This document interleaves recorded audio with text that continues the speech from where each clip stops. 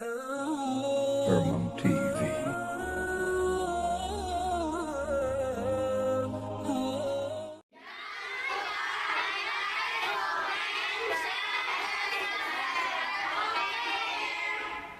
Assalamualaikum warahmatullahi wabarakatuh. Alhamdulillahilladzi hadana li hadza wa ma kunna linahtadiya laula an hadana Allah. Asyhadu an la ilaha illallah wa asyhadu anna Muhammadan abduhu wa rasuluhu la nabiyya ba'dah. Subhanaka la ilma lana illa ma 'allamtana innaka antal alimul hakim. Allahumma jam'ana hadza jam'an marhuma wa tafarraqana min ba'dihi tafarraqan ma'suma wa da'iyan ila Allah bi iznihi wa sirajan munira. Bapak, ibu-ibu, jamaah Masjid Al-Khairat Munawwarah, kebaikan-kebaikan yang mendatangkan cahaya atau cahaya yang mendatangkan kebaikan, atau bisa juga kebaikan yang penuh cahaya.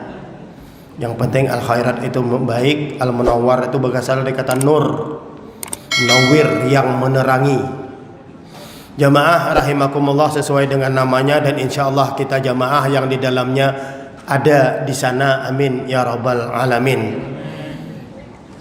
Malam hari ini malam yang ke-10 daripada Ramadan 1443 Hijriah. Kita berserah diri kepada Allah Subhanahu wa taala. Semoga kiranya kita selalu dalam lindungannya, bersalawat kepada Rasulullah sallallahu alaihi wasallam. Semoga dengan banyaknya membaca salawat kita akan mendapatkan syafaat dari Rasul tercinta Muhammad sallallahu alaihi wasallam. Coba mulai hari ini kita niatkan, bagi yang belum, bagi yang sudah alhamdulillah.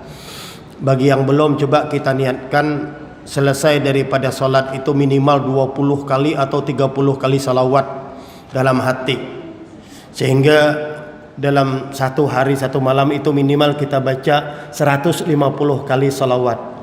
Bukankah kita mendengar di beberapa cerita bahwa ada seseorang ulama yang menginginkan bermimpi kepada Rasulullah, tapi dia bermimpi datang kepada Rasul tidak mengenal dia.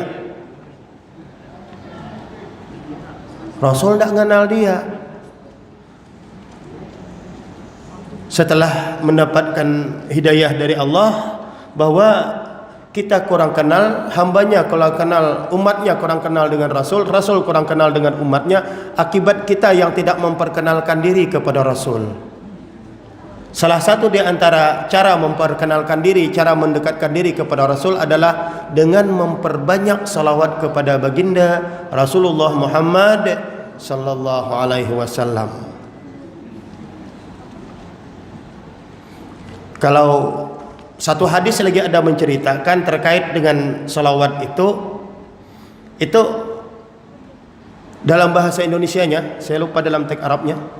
Tahukah kamu siapa orang yang bangkrut, orang yang pailit? Ya. Oh, bukan orang yang pailit, orang yang peloke, orang bakhil. Atadruna anil bakhil, kalau nggak salil apa ya gitu. Kalau atadruna anil muflis ya, itu bangkrut. Lalu di antara sahabat, Rasul berduduk di antara sahabat, tahukah kamu siapa orang-orang yang loke, orang-orang yang bakhil, orang-orang yang kedekut? Kata sahabat menjawab, orang yang kedekut itu adalah orang yang tidak mau bersedekah walaupun 1 dirham. Rupanya 1 dinar itu lebih besar daripada 1 dirham. Dirham itu mungkin 50 rupiah, kalau dinar itu mungkin dah 1000 rupiah. Bukan, kata Rasul. Orang yang pelit itu, orang yang loke itu adalah orang yang tidak mau bersalawat ke atasku ketika disebut namaku. Makanya kita dianjurkan bersalawat kepada Nabi Muhammad sallallahu alaihi wasallam, atau menjawab ucapan ajakan salawat itu minimal dengan menyempurnakan sallallahu alaihi wasallam atau sallu alaihi, atau disempurnakan dengan Allahumma shalli ala sayyidina Muhammad wa ala ali sayyidina Muhammad. Jamaah rahimakumullah, pada malam yang ketiga ini daripada tampil, bukan daripada Ramadan, saya ingat satu hadis yang panjang.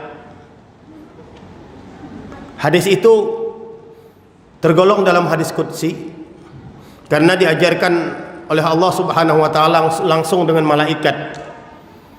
Pertanyaan, akhbirni anil Islam, akhbirni anil iman, akhbirni anis sa'ah, akhbirni anil ihsan. Di antaranya ma huwal ihsan, an ta'budallaha ka'annaka tarahu fa in lam takun tarahu fa innahu yaraka. Ada diselip di sana pertanyaan tentang puasa. Rasul menjawab di situ, dalam hadis itu disebutkan bahwa as-siyamu kullu amal ibni adam lahu illa siyam fa innahu li wa ana ajri bih. Seluruh amal anak Adam itu maksudnya manusia, kita ini anak cucu Adam. Dalam hadis itu disebutkan begitu. Lahu, seluruh itu baginya. Salat untuknya, sedekah untuknya, apalagi ya, infak untuknya, seluruh amal baik untuknya, untuk kita sendiri. Illa siyam, kecuali puasa. Kata Allah dalam hadis qudsinya itu, fa innahu li, puasa itu untukku, kata Allah. Gini hebatnya puasa, kita berpuasa tapi untuk Allah. Fa innahu li wa ana ajri bih, Allah yang akan menilai pahala puasa itu. Hebatnya ibadah puasa dari ibadah-ibadah yang lainnya menurut hadis ini. Dan dilanjutkan dengan as-siyamu junnah, puasa itu adalah dinding. Maka jagalah puasa itu jangan sampai rusak.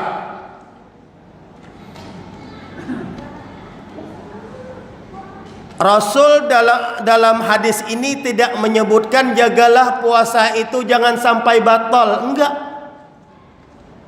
Karena batal itu puasa ada hal yang terlihat, hal yang kasar. Makan dan minum batal, muntah pada siang hari dengan sengaja batal. Ya. Tapi Rasul menyebutkan dalam hadis ini jangan sampai rusak. Yang rusak itu apanya? Bukan puasanya, tapi pahala puasanya. Bukankah kita tahu, kita sering mendengar, ya, kam min shaimin laisa lahu min siyamin illal ju' wal atas. Berapa banyak orang yang berpuasa tapi enggak dapat apa-apa dari puasanya kecuali kecuali lapar dan haus. Dia puasa tapi puasanya itu tidak menghalangi dirinya, tidak menjaga dirinya daripada hal-hal yang merusak pahala puasa. Ini hanya mengkaji ulang sebenarnya. Apa yang merusak pahala puasa itu? Yang merusak pahala puasa itu ada beberapa hal, kalau nggak salah itu ada 6. Yang pertama yang merusak pahala itu berdusta dengan sengaja. Ada nggak berdusta nggak sengaja ya? Ada mungkin ya, tapi susah. Berdusta itu merusak pahala puasa. Yang kedua bersumpah dengan sumpah palsu, menjadi saksi lalu mengangkat sumpah itu dengan sumpah palsu. Dia tidak tahu tapi mengatakan dia tahu, dia tidak benar tapi mengatakan dia benar. Kenapa? Sehingga mendatangkan orang yang lain yang seharusnya dia benar menjadi tidak benar. Bersumpah dengan sumpah palsu. Apalagi hal-hal yang merusak pahala puasa itu memandang dengan pandangan syahwat. Memandang dengan pandangan syahwat sekalipun itu halal. merusak pahala puasa.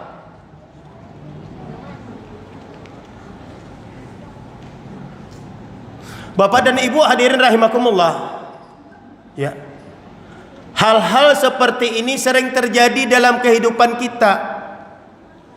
Kadang kita tidak menyadari